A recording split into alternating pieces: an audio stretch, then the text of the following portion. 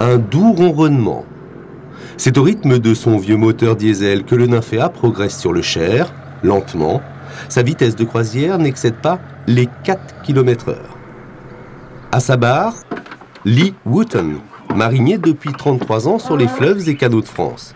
Anglais d'origine, il emmène les touristes, étrangers pour l'essentiel, à la découverte du fleuve et de ses alentours, entre Touraine et Loir-et-Cher.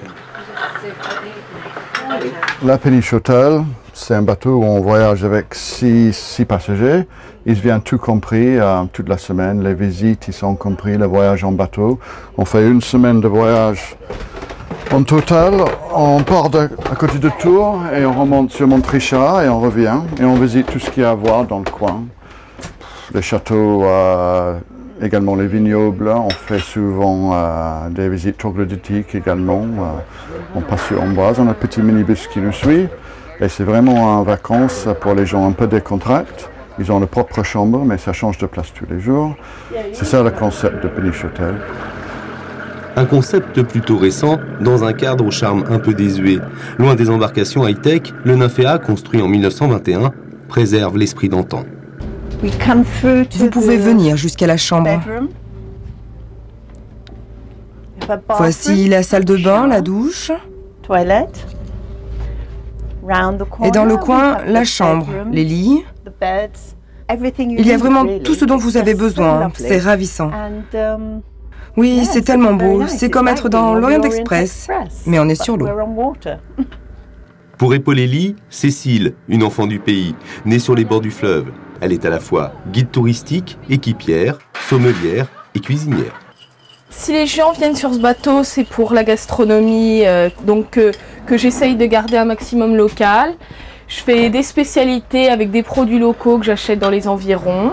Et puis voilà. Marinier sur la Seine pour le fret maritime l'hiver, Lee retrouve le plaisir de la navigation en période estivale sur sa péniche fétiche. Le Nymphéa, c'est une feuille verte qui flotte sur l'eau, une plante aquatique. Celle-là aussi, elle a toujours flotté depuis 1921. Et moi, je l'ai acheté ça pour faire un petit logement en 1977. Donc, on est ensemble depuis 33 ans. Et en fait, les passagers que j'ai cette semaine, ils sont venus il y a 27 ans faire leur première croisière là-dessus.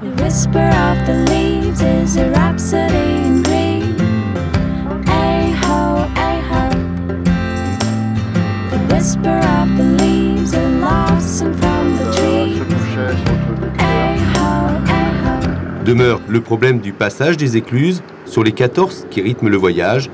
La plupart n'est pas entretenue. Quand on est obligé d'utiliser les petites pompes hydrauliques de dépannage à la main, ça fait presque 1000 pompes, 1000 coups de pompe pour chaque écluse, pour chaque porte. Et pour chaque vanne, il y en a à peu près 50 pompes pour laisser rentrer l'eau. Donc c'est assez épuisant quand il fait chaud. Mais il faut passer quand même. Il faut que le bateau arrive à Montrichard. Il faut montrer que la Cher, elle est encore navigable. Le rêve de Lee, une réhabilitation des écluses du Cher pour développer le tourisme fluvial et un autre regard sur les abords du fleuve.